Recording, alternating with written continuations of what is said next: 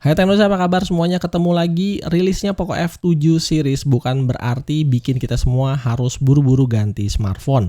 Di tengah kondisi ekonomi yang makin nggak stabil kayak gini, emang betul ada baiknya untuk bisa lebih bijak manfaatin dan maksimalin aja smartphone yang udah Anda punya, daripada harus keluar duit lagi atau bahkan sampai rela kredit dipinjol. Poco F6 sebenarnya smartphone yang oke banget, cuma salah satu keluhan paling umum yang dirasain sama banyak user adalah soal stability dan gejala overheating yang bikin nggak nyaman. Poco F6 ini punya spek dan fitur yang overpower sebenarnya di kelas harganya. Setelah sekian lama mencoba dan bersabar, akhirnya rilis juga HyperOS 2.0 untuk Poco F6. Dan gimana nih performa keseluruhan HP ini di tahun 2025? Yuk mari kita gas videonya.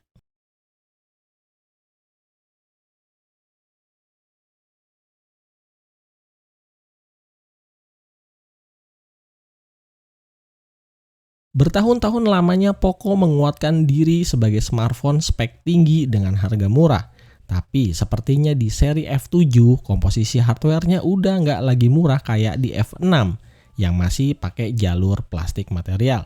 Secara estetika dan feels di genggaman tangan, jujur aja saya nggak terlalu banyak komplain hampir setahun ini. Tapi yang jadi isu adalah kemampuan dari cooling system dan pendistribusian panas di HP ini yang menurut saya jadi kurang banget efek dari material plastiknya tadi. Beruntung updatean HyperOS 2.0 bisa dibilang cukup berhasil maksimalin performa puncak sekaligus melakukan beberapa limitasi yang penting-penting. Jadi sekarang udah nggak lagi was-was kalau dipakai buat ngetes benchmarking atau sekedar ngegaming rata kanan. Dulu suhunya bisa sampai nyaris 50 derajat Celcius. Sekarang suhunya bisa jauh lebih adem dan hampir nggak pernah lewat dari angka 42 derajat Celcius. Untuk skor Antutunya masih relatif stabil di kisaran 1,4 jutaan. Sebagai informasi, unit yang saya pakai ini adalah varian yang 256. Kalau varian 512 harusnya bisa dapat skor yang lebih tinggi.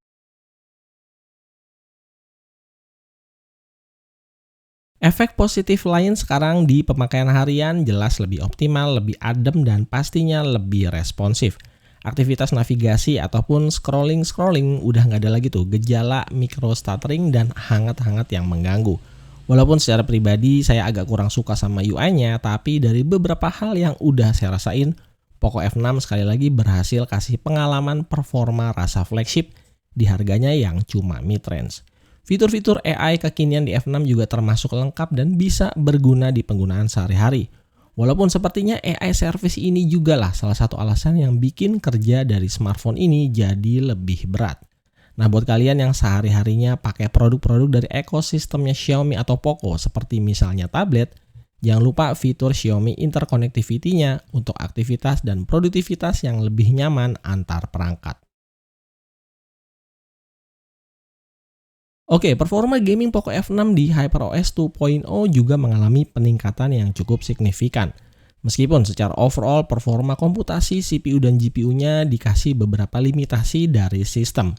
Tapi disinilah justru sekarang pengalaman bermain game di HP ini jadi lebih stabil dan juga lebih adem.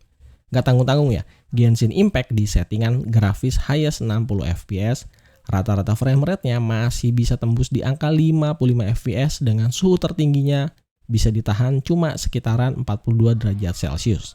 Jauh lebih adem daripada yang sebelum-sebelumnya. Tapi HyperOS 2.0 juga masih belum sempurna.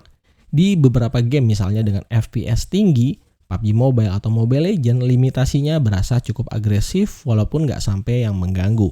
Jadi walaupun settingan frame rate-nya bisa nyentuh maksimal 120 fps, tapi secara rata-rata FPS-nya seperti di limit kisaran 90-100 fps.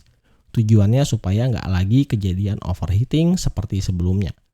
Untuk game-game rilisan baru seperti misalnya Delta Force, settingan frame rate 120 fps-nya udah bisa langsung kebuka.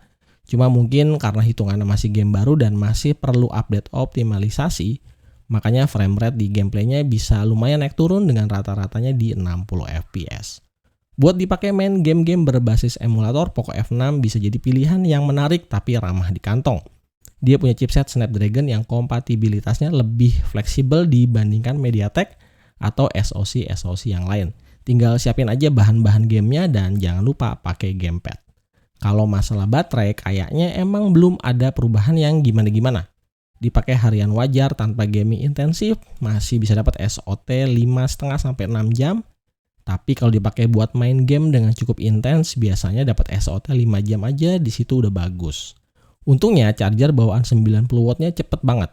Ngisi baterai full 100% cuma butuh waktu nggak sampai 50 menit. Oke, kamera-kamera smartphone dari Poco semakin kesini-sini spek dan performanya udah semakin membaik.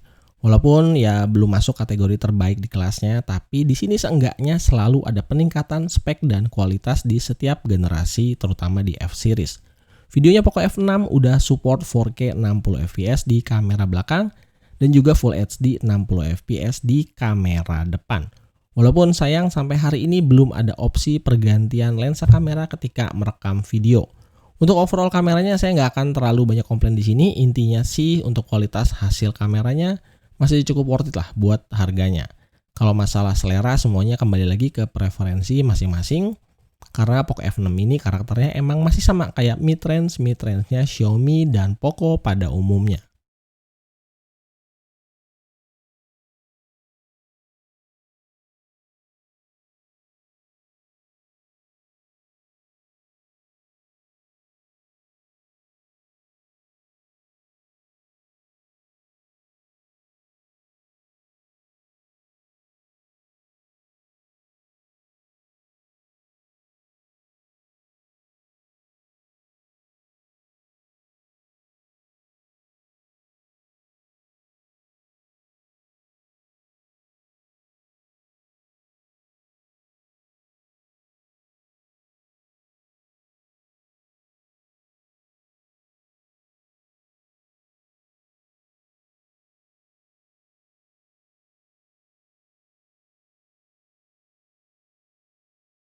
Oke, ini dia video recording Poco F6 atau F6 ya. Ini flagship banget nih.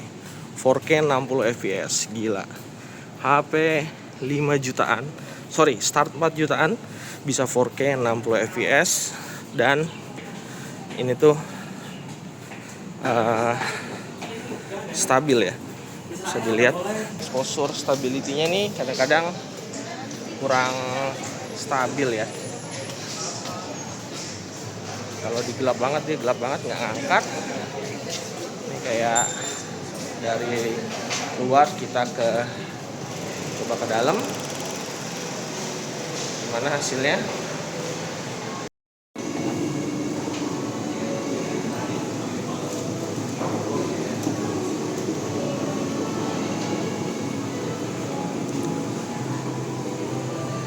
Oke, ini dia video Poco F6 ya, 4K 60 fps.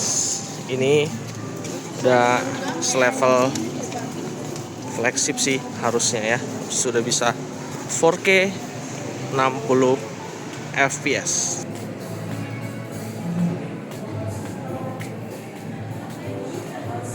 Oke, ini kita coba video kamera depan dari Poco F6 ya. Ini resolusinya Full HD 60 fps.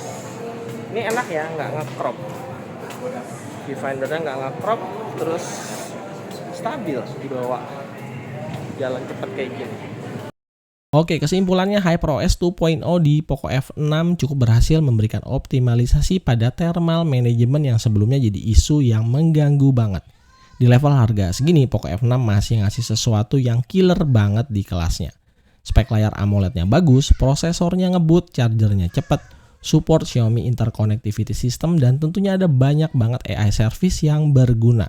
So, kalau kalian ada kebutuhan smartphone flagship killer tapi wajib berchipset Qualcomm Snapdragon, nggak mau pakai MediaTek atau SoC lain, smartphone ini masih sangat-sangat recommended untuk dibeli.